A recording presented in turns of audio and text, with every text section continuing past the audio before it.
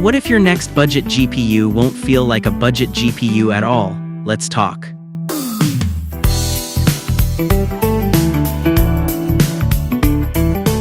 The budget GPU shelves has always been a bit like the bargain bin at a PC store, full of compromises, disappointing specs, and there's an occasional gem if you're lucky.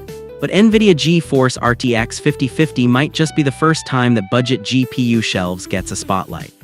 This isn't your typical good enough for 1080p on low kind of GPU. It's tossing around terms and features typically reserved to high-end models. And the best part, it does all without blowing a hole in your wallet or your PSU. So, will this be the first entry-level GPU that doesn't feel like a consolation prize? NVIDIA GeForce RTX 5050 is proof that the phrase entry-level doesn't have to mean cut corners.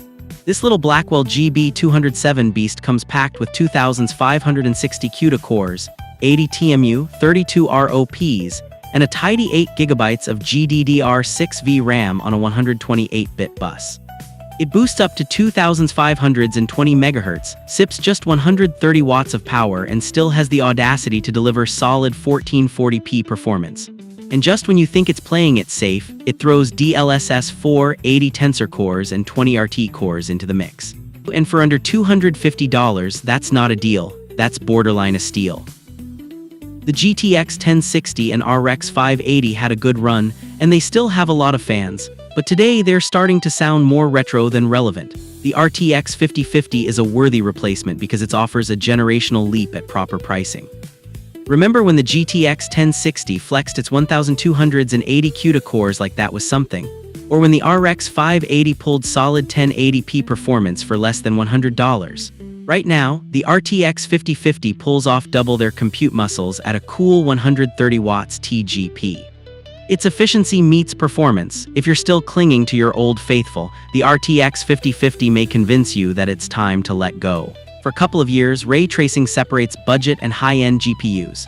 It's shiny, exclusive feature and only available if you were willing to spend more than $500 for a GPU. Tailored for 1080p gaming, the new RTX 5050 supports real-time ray tracing thanks to its more capable 4th-generation RT cores. Just like the much older RTX 3050, it still has 20 RT cores, but combined with higher GPU clocks and the new DLSS 4, ray tracing performance will be more acceptable for most gamers. The RTX 5050 is flipping the script, stuffing those shiny light-bouncing features into a card that's actually affordable. This means ray tracing is no longer a luxury, it's about to be standard issue. Somewhere between the GPU arms race and the obsession with frame-perfect latency, someone at NVIDIA have decided that it's time for budget gamers to get PCIe 5, although PCIe 5.0 won't impress us with real speed gains.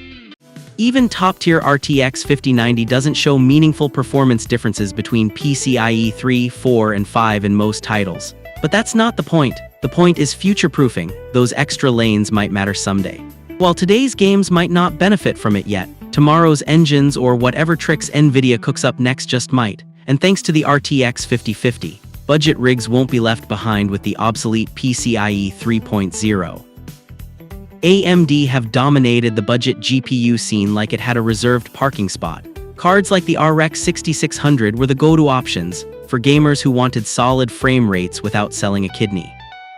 Now at around $249, the RTX 5050 doesn't just bring an attractive pricing, it also has a decent ray tracing package, DLSS 4, and enough performance to make older cards shy away.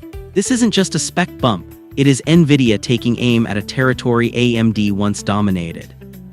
And while Team Red still has its loyalists, AMD has no real answer to this yet. The RX 9060 will arrive later this year and it's awkwardly positioned, as it's placed somewhere between proper mid-range and true budget cards. Whether you're upgrading from an aging classic, trying out ray tracing for the first time, or simply building a budget-friendly rig, the RTX 5050 offers an unbeatable mix of value and innovation, as it allows high-end features like DLSS 4 and PCIe 5.0 to trickle down to the lower tiers.